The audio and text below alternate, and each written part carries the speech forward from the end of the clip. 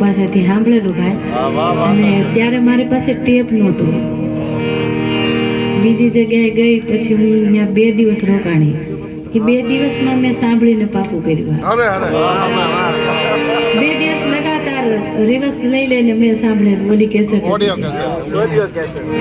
અને બહુ મેં નારાયણ બાપુના અને કાનદાસ બાપુના, હું પહેલા નારાયણ બાપુને જ સાંભળતી. અને બાપુની ગાયકી મને બહુ અટપટી લાગતી, કાનદાસ બાપુની અટપટી. હા, એટલે બાપુના જે બધા ભજનો હતા, મુજે મેરી મસ્તી, આ જે બધા ભજનો એ પદો બધા હું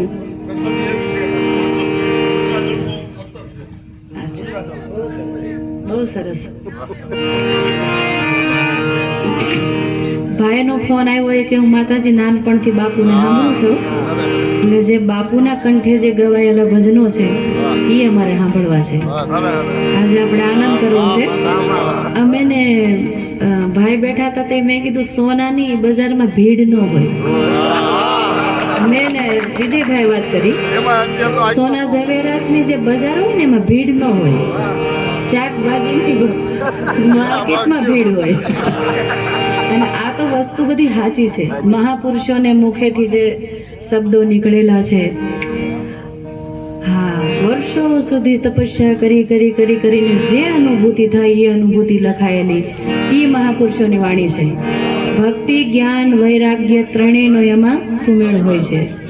એવા પદો છે જે નારાયણ બાપુ અને કાનદાસ બાપુએ ગાયા.